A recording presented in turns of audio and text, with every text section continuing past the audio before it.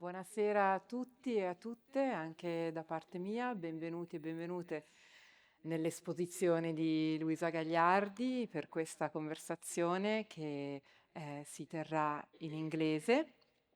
I switch to English. Thank you. Yeah. Well, you understand Italian a little bit. Eh, Come on.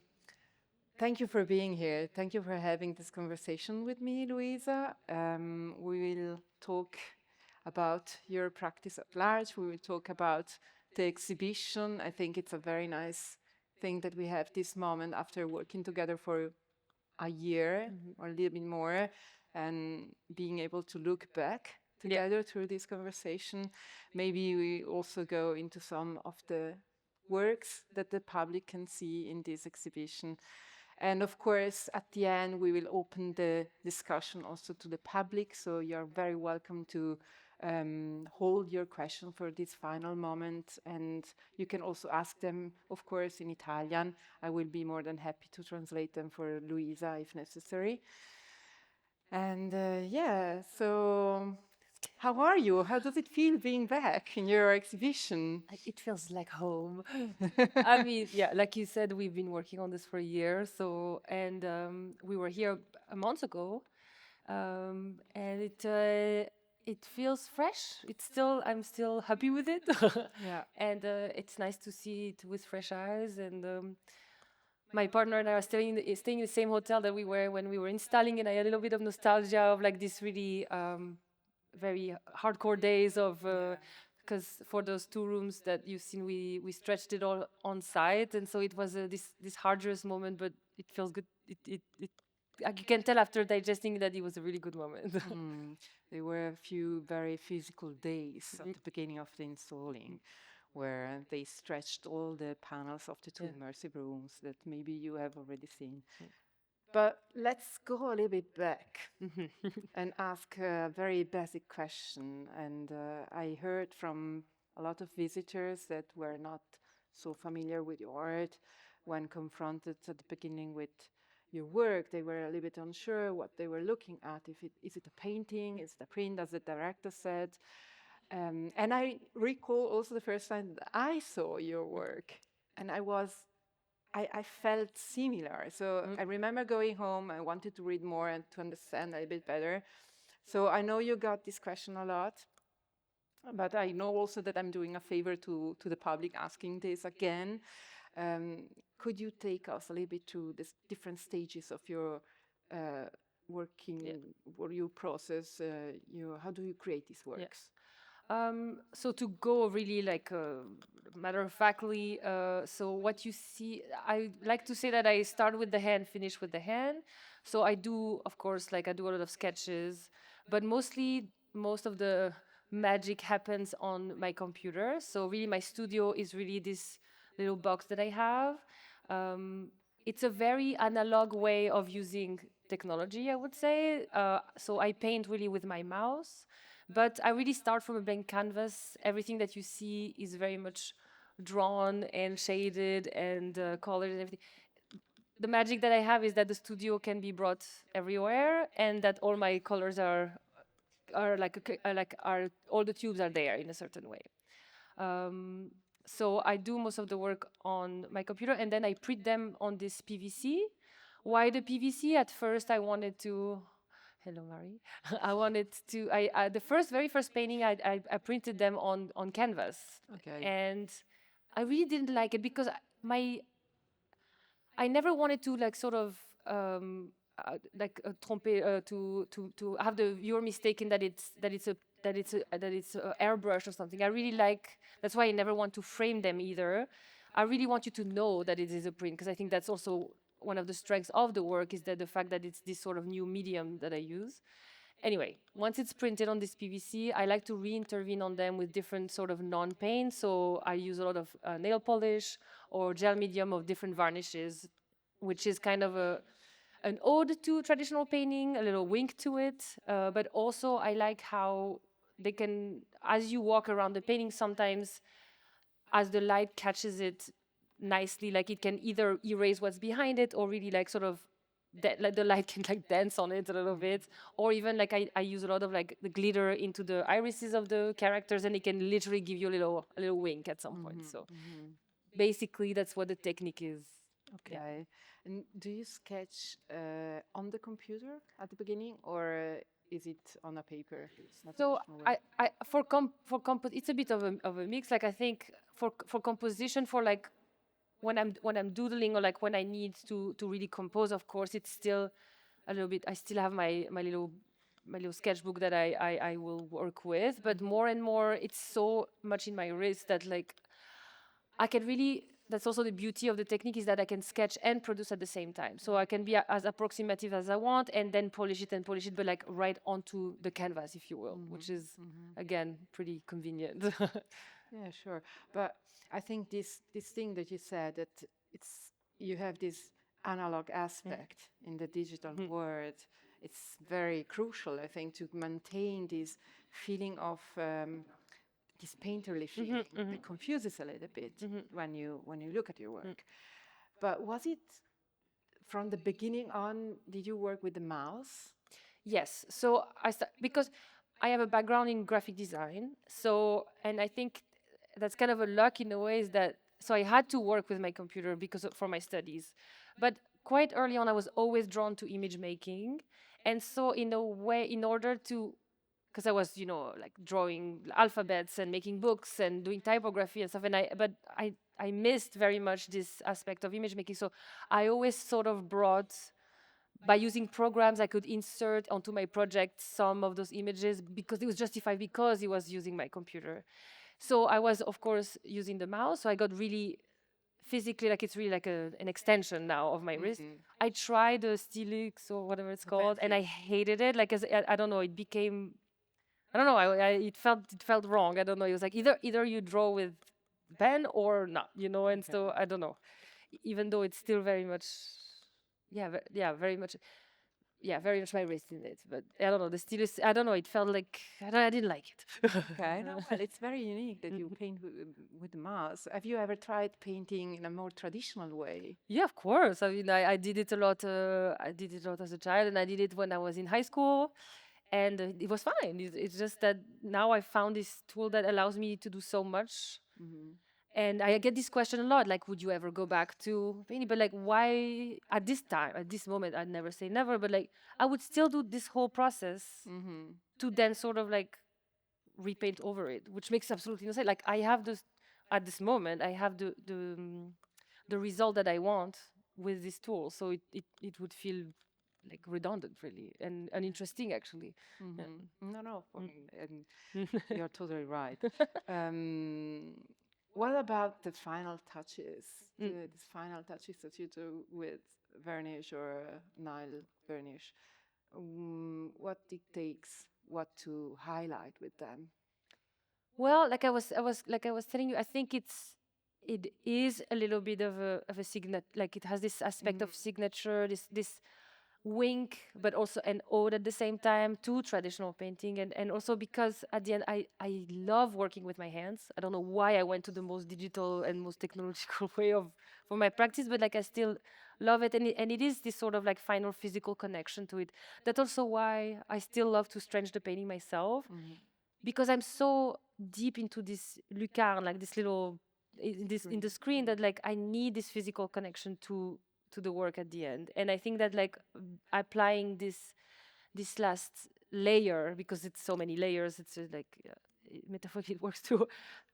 It feels important for me, and also because like I think especially in the room of streaming, you will see how the light catches it, like it brings another life, and like a sort of a life to and a texture to it, because I love the flatness that the medium allows me, but sometimes it's nice to bring a little bit of surprise, or because it can be completely invisible, but just that somebody like, oh, something happened, like something, it really winks at you. And have you ever thought to add those touches also for make the work unique? This I see what you mean. relationship with work that is digital and then can be printed several times. I don't think that's the reason. I could see why you would think this, because that was a conversation very early on, that, or like a thought. I was like, because they're prints, like, are they unique, or are they like photographers? Like, it can be an edition, or it can be unique. And for me, because the times that I was passing to do it, like, and the act of painting, because for me it really is the act of painting, made me like, I didn't want them to be editions. For me, they were this unique work. And but and yes, maybe the last signature, because not all of them have them. It's not a system. I think that most of them do, but like, it's not to make them unique, because I think that that's not what makes them unique. Yeah. It's true. Not all of them have them. Yeah, Because yeah. when we were preparing the labels, Yeah, the, yeah. the labels of the works, one was without. And Yeah. so we were very confused. Yeah. There is Anna in the public that worked with me at the project. Are we sure it doesn't have it? Yeah. It's really like this. Yes. Yeah. So I can prove it. Yeah. and of course, if you talk like at the beginning with my gallerist, it was like, "Are you sure?" It's like, no. I mean, I don't want it. I don't want it to be a gimmick. And I think if you understand the work, that's yeah. It's not systematic. And I also want that people have to look for it a bit, and not find it. Which is probably annoying. Yeah. So we can say you feel and you are a painter.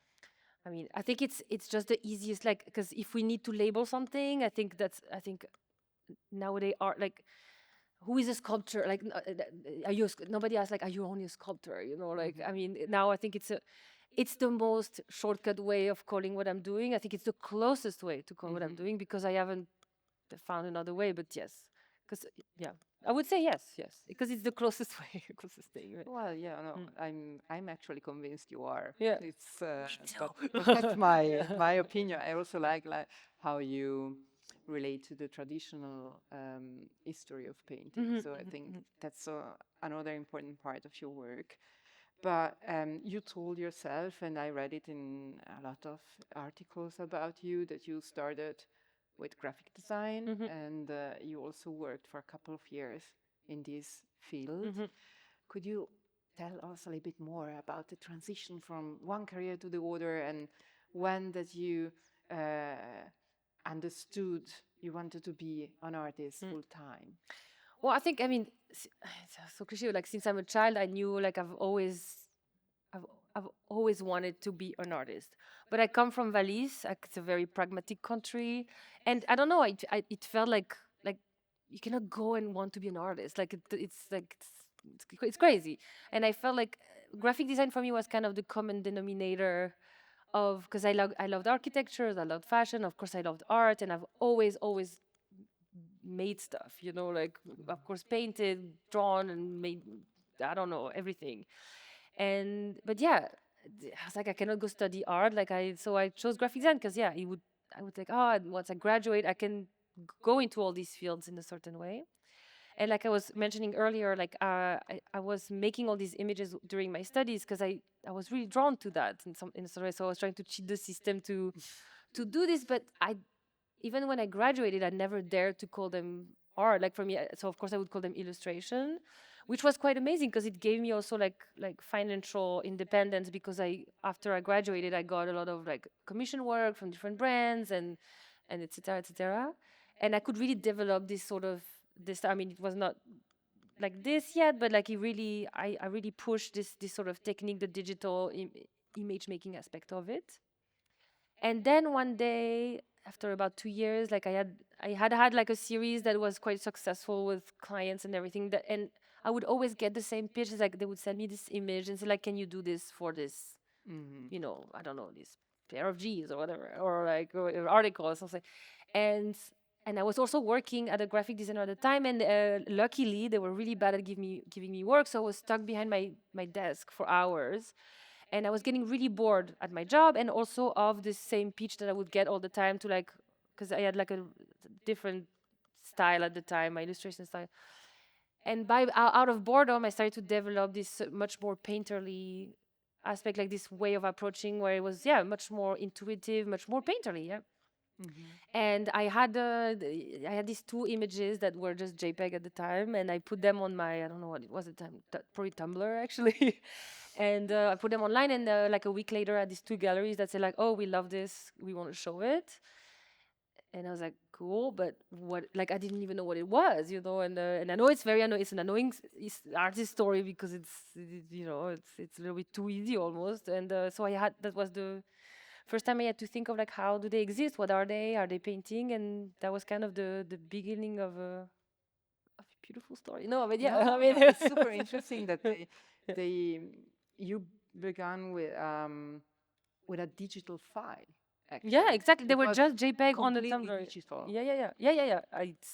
It was kind of the opportunity that made me, first of all, like even believe in this. It's like, oh, okay, like, can I? Like, do I dare? And I was like, I mean, of course, yes, I was gonna, but yeah, it was like I had to kind of think about it as it was happening. And then it's the moment when you started to print them. Exactly. So Yeah. to need a physical object. Yeah. Because you Exactly. needed to show something Exactly. in a Yeah. art system Exactly. space. Yeah, exactly. And that's when I printed the first time on canvas, and I didn't like it because it was like, again, like this sort of, I'm not finding the word, but like this, I didn't want to cheat the viewer. I was like, it's too powdery. I wanted to keep. That's why I love the PVC. It has this sort of glossy, almost screen-like, almost skin-like in a way, like sort of attractive, sort of repulsive a little bit, which I love. Yeah. So that I quickly, like, I made a lot of tests, and then I quickly arrived to this medium. Also, which made a lot of sense with my past in graphic design, because it's the material that's used for outdoor advertising. So it was kind of, it made sense as well with my past, my very recent past. Well, I think this is maybe something very interesting, how you can position yourself between the digital world and I want to say the real one, but it's not the right word. It's more the physical one, maybe. And also, as I said, inscribing you in this art history or history of painting, that brings me to the exhibition of MASI. And I would like to start with the title. I know that you choose your title so carefully, and could you share with us why did you hold this exhibition, Many Moons, and what's behind the title? So many moons, I think, for two main reasons. First of all, I think that for the lighting that it evokes, like many moons, like this sort of like crepuscular blue lighting, this sort of cold lighting, a bit mysterious, which I think you can recognize in my work. I have quite a cold palette that it's very intuitive. That's just how I go. And then also, I think many moons, it talks of like many moons ago, many moons to come. It's like it talks of the past and the future and the present in a way. And in the paintings there is a lot of feeling of suspension. You always arrive a little, this liminal moment, like you're always too late or too early. You were always missing the action in a certain way. Or I would like to say, like, when you have like film stills to promote a movie, like mine would be all the stills that you would not really show, like, because nothing is really happening. But that's something that I love, because I want the viewer to be able to sort of bring the missing pieces in a certain way. Like, I want people to be able to inject themselves to complete the narrative in a certain way. So yeah. These cold colors are very noticed also by the public. A friend of mine visited the show last week, and he texted me saying, I felt like being in a refrigerating room all the time in the show. Yeah. And we put some filters at the spots. So all the lights of this room are filtered to make the light a little bit cooler. And maybe you don't feel it because the wooden floor is so reflecting such a warm light. But yes, we intervened also in the lights of the exhibition space. Do you want to convey something with this coldness, or? Well, I think what I would like I mean, I have to be really honest. I think it's what comes out of me. Like, it's there is some of them where like I feel like I went really warm, and it just cannot become more like.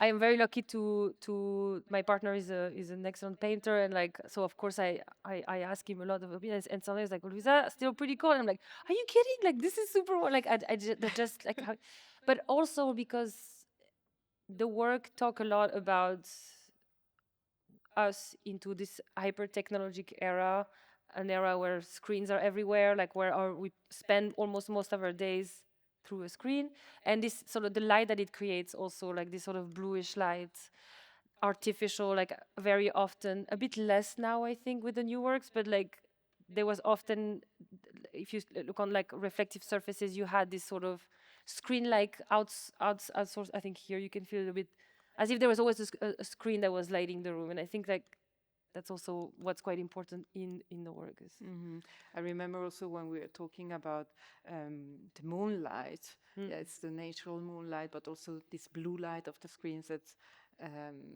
are always in our faces. And I'm always so fascinated, and I think many people also are. One is so attracted to your work. I mean, one really feels attracted. I don't know if it's the subject or the shininess of the PVC or the touches and the glitter. And at the same time, this feeling coexists always with a feeling of unease. There is a constant anxiety when you are confronted with your work. Yeah, I mean, that's kind of what I want. Like I've said it quite often, but like I want the viewer to feel like an uninvited guest. Like there is always this thing where very often there is like an eye contact from the figures, and they like come close but not too close. It's like I want you in but not really.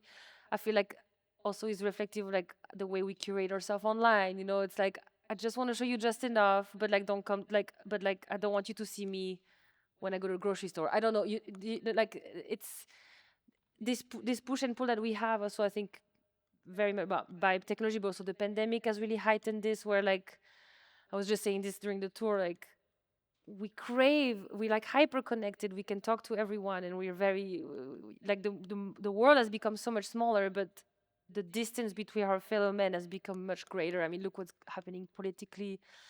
Yeah, we're just afraid of like this interaction, like even I don't know, like doing an interview, I'd rather doing it over email than like doing it one-on-one, because I cannot like edit myself as much. And so it's, I love it and I hate it as well. So I think that's also what's coming through with these characters in the work as well, and this feeling that the painting convey. And is it also the reason why they never interact between each other? I mean, figures make actually eye contact with the viewer, but not amongst each other. Like, I mean, this is a very good example behind us. Is like they are into this laundry room with seemingly no exits, and they're all together, but none of them are really interacting. And the only one that are trying to, which are like these two dogs trying to sniff each other, but they're being physically restrained to do it, which you will see a lot of. Like the animals are usually the most free ones into the paintings. Yeah. And a question that I got a lot from the public was also, those figures, are they portraits or self-portraits even? Do you have models? Do you work with models? I mean, of course, like no. So the real answer is no. In the way that for me, they are more avatars. They're more like the idea of a person. You know, like a while back there was like this AI, like they made like the idea of a person. Like they blended all these portraits together to make the idea of the person. And so yes, they're everyone and no one. They're neither male or female. They're not déparasité. And but of course, if you know me, if you know my partner, of course we all have our views. Like I need a model because I'm like still need proportions and stuff. So if you know Adam or if you know me, it can just very often look like a blend of the two of us. Yeah. So I try to like it's kind of creepy, I know, but yeah. So yeah. It's not supposed to be, but yes, if you know us, yes, it will be in there. Yeah, some people said, I recognize somebody that is recurrent, it's coming back and back. So, and about models and references, these atmospheres in your paintings, these suspended atmospheres that you were referring earlier, also recall some art movements like I don't know, metaphysical art. I heard a lot surrealism or magic realism, or even I was looking at, that's the painting in our collection, revealing the two figures undressing themselves.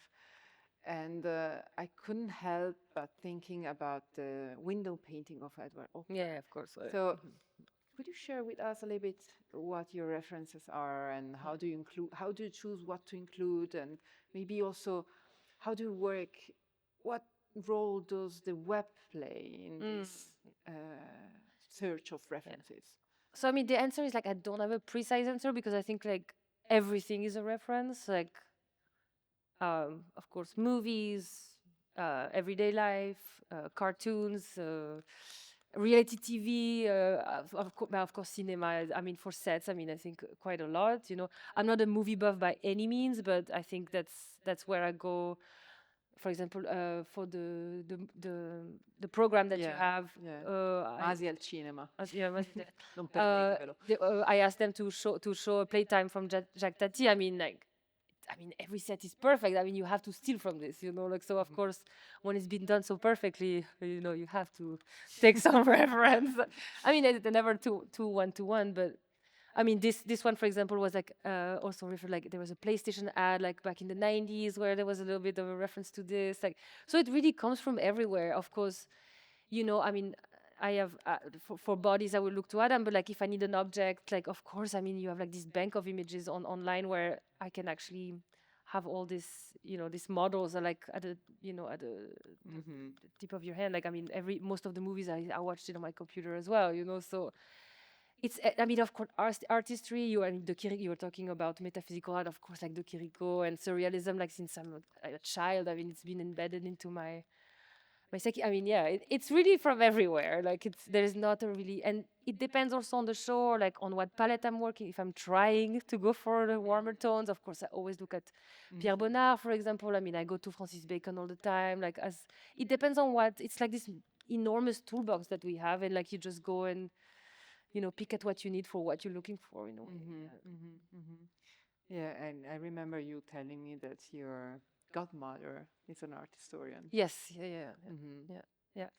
I mean, I was really lucky. Like, as you can see, like I love to like add and add and add. It's very, I'm not a minimalist, that's for sure. And I think it comes also from like, yeah, my godmother, Jocelyn. She was a art historian, and like when we would travel, she would always take me to the museum, and she specialized in religious art, and she would choose like 2 or 3 paintings that were like very loaded in symbolism and everything, and she would just tell me the stories and what every symbol meant, and like the history of the Bible, and it was so funny. She would take me to like a Bosch painting, and like they were terrifying, but she would like tell me all the stories, and like, yeah, I think it definitely had like a strong impact on me of like this sort of hidden gem that you can find. I think if you look at for example, on the watches, like I've engraved a few things. I mean, sometimes they're love letters, like very personal things, and sometimes they're much more like sort of jokes for people to find. And yeah, so well, it's full. I mean, your work is full of details.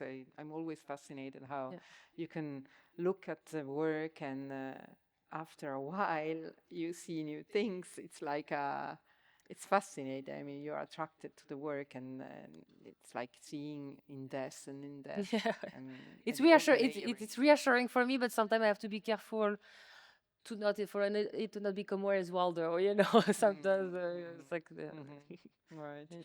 But let's talk a little bit about the content of your work. I studying for this exhibition, and also other shows that I visited of you, I can see there is a new themes that you brought in this exhibition. I remember at the very beginning, your figure were much more sketched, and you had a lot. You played around with food, and Trump plays in food, and so. And here in this exhibition, I think nature is a new topic, and also I see more animals and urban spaces that are not so defined, like liminal spaces, alongside the domestic space that is very important. So could you share with us what it's interesting for you, and why at the moment? Yeah. So I think I'd never want to be moralizing with my painting. Like of course they are political because I am making, in this time making them. But like, I mean, there is a clear looming end of the world feeling that we all have at the moment, and that it's not new at all. But like, I think it's now that I'm getting a little bit more mature, not so much, a little bit more. I think it's something that subconsciously I like. I know they look glib. I don't know, whatever. Yeah, they don't look the happiest, but for me, the nature scene are kind of the most hopeful painting, because the animals, like almost like the human has finally taken a back seat. Like we got our chance, we fucked it up, and sorry, but and now like there is a reclaiming of the nature by the animals, and so there is always like this little bit of the leftovers of civilization, and the human still has a place. If you look at the painting of the stairs over there, like there's still a figure in there, but like yeah, nature is regrowing and so on. And for me it is hopeful in the way that like, and it's the only way for things to continue to exist, is that we calm down a little bit or a lot.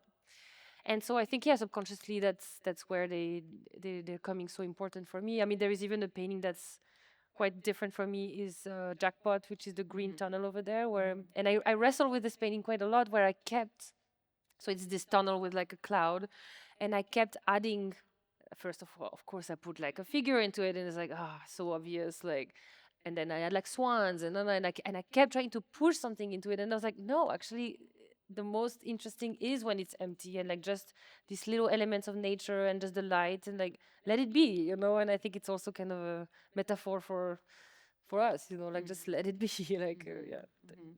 And the title of this particular Oh yeah, painting? Jackpot. So actually, Jackpot, you think it's like it can say, of course, like Jackpot is like, oh, you win big, but it was also used like back, like before, it was used as like a bad chance, like, oh, he's in a jackpot, meant also like something bad happened. So I kind of like this sort of like these two meanings that are like again in the painting very often, like it could be either or, it's like you can read it as something hopeful or something terrible, in a certain way. So you are reinforcing this openness in reading the work through the titles, because it happens a lot that the titles are like double meaning. And I mean, this I have to give a lot of credit also Adam, my partner, who is also a very good writer. Like he helps me a lot with those titles also, because like my native language is French, and so when you try to be clever in English, it doesn't. And sometimes I go to him and I was like, oh, you have a really good idea. I was like, yeah, close enough. What about this? So like I have to give credit where credit's due. Is a big help for this as well. Yeah. But yeah, I like to, and also I like the painting to almost be like this sort of Rorschach test. I love when people are telling me what they think about the work, because I'm like, you're telling me more about you than the painting, really. So it's kind of, And what about something new also in this show, were the two immersive rooms, of course. I mean, correct me if I'm wrong, but it's the first time that you create an installation site-specific, at least at this scale, this dimension. And I remember when we were talking about how to face the space, that we wanted to create this contrast between the vastness of the space with these high ceilings and the intimacy of the two immersive rooms. And you reached a powerful effect. I mean, maybe also with the plush carpet, but when you enter this room, really, you have a different feeling. Yeah. How was it to plan this? Yeah. So when I visited the space like about a year and a half ago, like I really fell in love with this really, I mean, it's a weird space. Like it's a space I would definitely like put into my painting. Like it's brutalist, but at the same time you have this warm floor, and like of course the grand scale of it. I really liked it, and you were very helpful with me on this, because at first I did want to kind of put this, because I knew I wanted to do the two rooms. Like for me, I really wanted to seize this opportunity to do something I haven't done before. Like I had worked with these really large scale works, and with sculptures, but like it felt like the right moment to really push this even further and like doing these two installations. And I remember at first, like I wanted to like put the two rooms in the middle, and you were like, but think about it, because I love the space, and also I love, because there's this whole question, like, are you a painter, blah blah, and I was like, I want that when you first enter, there was this feeling of like the traditional painter show, like you're like keep the white walls and everything, and then have this sort of like as if the boxes are just another painting, except that they're the very immersive painting, and really that they are a bit of a surprise. And so when you enter, like again with the carpet, this very muffled, like the physical experience really changes, and you become fully the actor of the painting.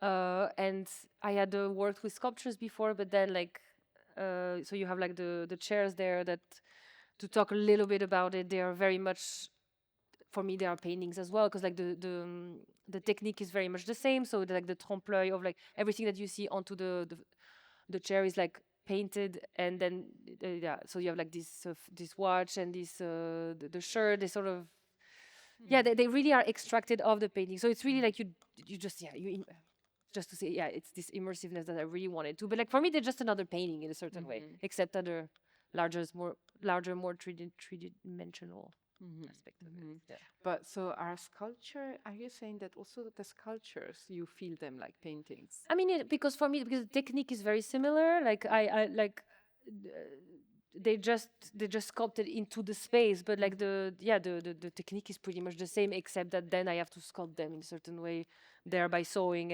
and draping them onto these discussions, and here by really folding them, because these are really very 2D at the end of like the origin, like the fabrics of what is on the seats. If you see the original, it's really like this also 2D aspect that is sculpted into this 3D object. So for me, they really like, because the technique is the same. Yeah. Yeah, absolutely. I mean, it's also the feeling that one have when looking at the watches in particular, such a flat sculpture that somehow, let you a little bit disturbed. And also the chairs, they are physical, of course, but with the printed textile, then they get back to two dimensions, as you said. Yeah. But what strikes me also is you said you work on a laptop, so it's actually a very small screen all the time. But then how did you maintain the scale, the proportions? Because those two rooms are kind of monumental in the panels. I've been working, since 15 years I work on my computer. It's so in my head. Like for me, it's not like I really delve into it. It's like a lot of artists like still do model. I never have to do a model for the show. Like for me, I can, this 2D, 3D, like it's really like the mouse is so in my hand. I think and also it's this zoom in, zoom out. I just understand it. I think it's, I don't have to do so many tests or something. Do you do tests? Do you print? I know, because as much as possible, I don't like to waste so much, and I just, I get it. I have it in my head. It's, I can visualize it. Yeah, exactly. Yeah. Well, I think it could be a good moment to open the discussion to the public, but maybe I would like to ask a last question and related to the catalog. Some of you may have already seen it. It's we decided to invite writers and a poet to write new texts, new narrative texts inspired by the work of Louisa. And one of the texts by Sara Catella is a imitation of a dialogue with ChatGPT. So if you're interested, the book is available at the bookshop. Little advertising moment, sorry for that. No, but I couldn't help but thinking about AI and if this is an aspect that you are considering. How do you relate to the artificial intelligence? Have you ever considered to include it somehow in your work? Well, no, but I mean, I found it super interesting, super terrifying. Like I think, like all of us, like the only thing is like, some artists can use it really, really well. I think there is a misconception with AI that it can be a shortcut to something. I think that's not true. I think if it's used correctly as something that can take you somewhere further, I think that's amazing. I don't use it because if it takes away, because I love painting, I love drawing, I love spending these hours and hours on a fingernail, on all these details. Like that's what I love to do. Otherwise, like if someone does it in my place, like what am I doing with my? It would be I would be so sad. So no, I don't. I don't use it, and I don't even want to try because if I realize that it can do better, then I'll be I'm super depressed. But the day I'll try it is the day that I'm ready to move on. I think. Yeah. But yeah. So that's my take on it. Okay. Let's wrap it up. Yes, wrap it up. Yeah. Thank you very So, much. thank you, Yeah. Louisa. Let's open it to the public. Some questions? We have a microphone, I think, somewhere. Yeah. Don't feel obliged. No. Potete assolutamente farla anche in italiano, come dicevo all'inizio. Yeah. Uh-oh. C'è una dietro, poi direttore. I wanted to know if specifically in this gallery, if there's any piece that really challenged you in general and felt maybe a bit more emotional also creating it.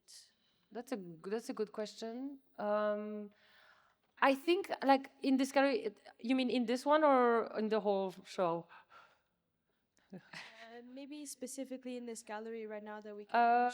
Yeah, I think that the painting that you see over there is kind of like it's kind of like a metaphor of the work. Is like this work was very, very different at the beginning. I think I had it as someone peeking through a bank teller window, you know, and I don't know, it changed so much, and it was really like me putting my head through the banister because like sometimes you like really want to make it work, and so I hated it a lot, but I kept wrestling with it because I knew it could go somewhere.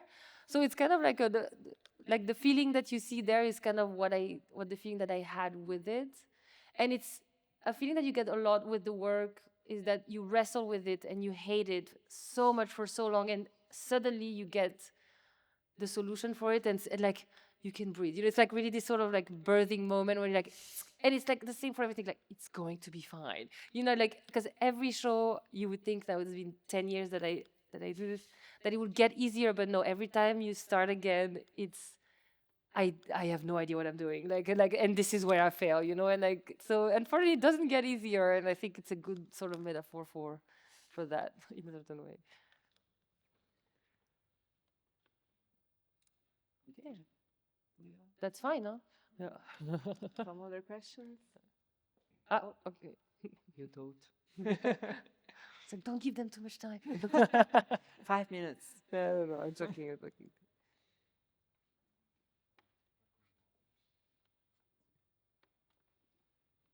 You said that you put the title on the exhibition, and as you choose the title, were the artworks selected by you, or the curator selected the artworks and then afterwards you put the title on the exhibition? That's a good question. I think I had a larger selection at first, and then we worked together on it to sort of refine it. I think that was, I mean, we had such a good dialogue. I had like a first direction because you were very amazing of like giving me carte blanche, and then and then of course you let me really go. But when I would ask you, we would always have a really good dialogue. And then yes, the title of course came later when the show comes more together. It's kind of always the last piece of the puzzle in a certain way. I mean, for me anyway. I think some people maybe start with the title. It's not my case, but it's always the last thing that I do because it doesn't come so naturally for me. But yeah. It's always the last thing. And our colleagues of the communication office are so happy that they get the title only at the very last moment when it's already... Because it's the thing they need the most. So something that you always forget. Sorry. Well, it was an exchange. I mean, when the space is more clear, you can also have a clear idea what kind of works you need to make the space work. So you have a concept, but then an exhibition has to be somehow have something more as an experience. So sometimes we have to give up some works, even while the setup We tried. No, that's true. Yeah, that's a good point. When we were setting up, we put most of the work we had, and there was one that we tried to make it fit, and you tried, and it tried. yeah, and then it just didn't work. We It had was to it prove was it. heartbreaking, but sometimes you have to make the. I mean, it's just one, it's fine, but you always feel a bit bad. Tell it to the lender. Exactly. Yeah. No, little joke. Um, Hi. Hi. Well, this is a more personal question. I remember the last time I came here, the pushing buttons work you did, like, was a work called pushing buttons, Oh yes, yes. and I remember that driving me crazy because I couldn't figure out, like, there is not this non-canonical keyboard, Mm-hmm. but when you talked about symbolism, you made me think there is like a 2, 3, 4 number, and like there are various features on the painting. Mm-hmm. So, and then I thought, well, okay, then there is actually a rationale behind it. You know, is that clear? I mean, Yeah, you mean is I mean, I thought about it like something like a riddle or some. Or yes, yes, yes. Like But yeah, I see what you mean. but I was not sure of it. Well, what did you read in it? Did you figure it out? No, I actually gave up. It's like more on going to the solution phase. And Well, you gotta keep trying. I mean, I love that you saw that. I mean, that's kind of like what I want. There are of course like some personal initials that are like yeah, the LG. very personal. And then I actually showed this like in a cultus center back last year. So there is like I put like one of the sticker of the cultus. But is there like a secret code? No. I mean, there is not like a solution. I think it's again, it's still this sort of like Rorschach, like whatever you puzzle together. But I love that it made you want to find to crack the code in a way, and you did because there is not a secret code. Yeah. There is no secret combination. The solution is that there is no solution. Exactly. Yeah. we love this. Yeah. Okay, thank you. Thank Last you. question, maybe, and then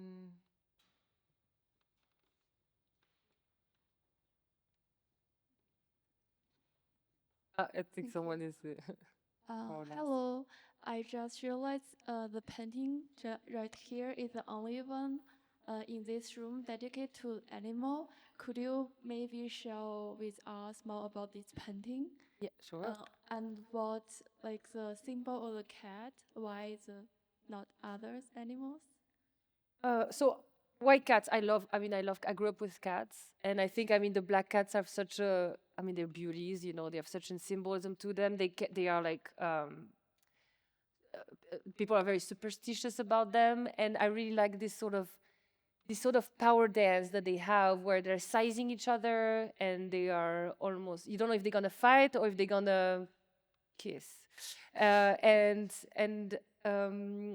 yeah, and I think it's also a symbol of like our everyday life, this sort of like push-pull relation of power to in work, in love, in politics, and everything. And they are like interlinked by this chain made of heart. So it's again this sort of like violent softness to it that I think is quite present in most of the work.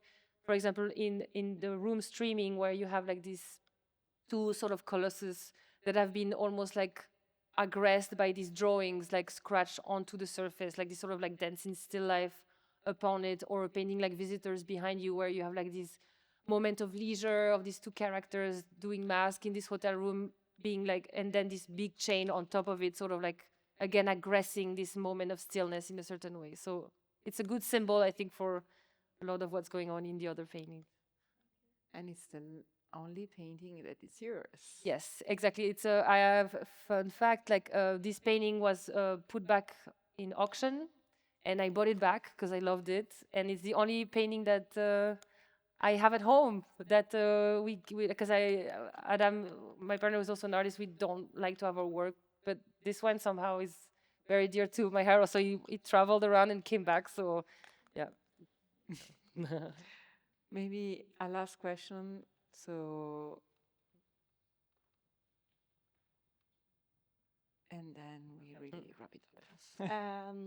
I just want to ask you said that your character are almost like Avatar, but I feel a sense of solitude or a sense of maybe looking at the one you have on the back, the character almost dissolving inside the sofa, and so what about maybe what you want, the expression of the feeling of some of the character you have, the solitude or separate between them, so something like this.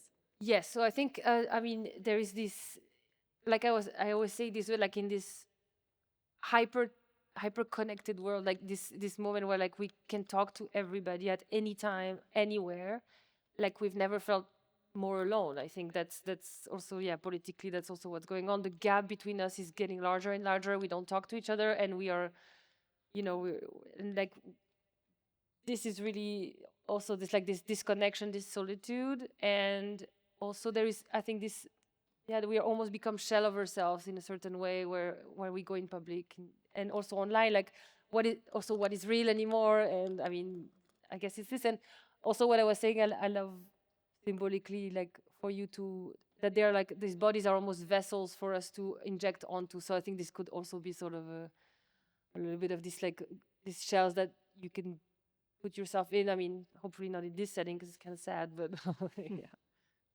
Thank you. Yes, I feel it. All right. Good. So thank you very much, Thank Louisa. you, my dear. Yeah. Thank you for sharing. Thank you. And thank you to all of you for their interest.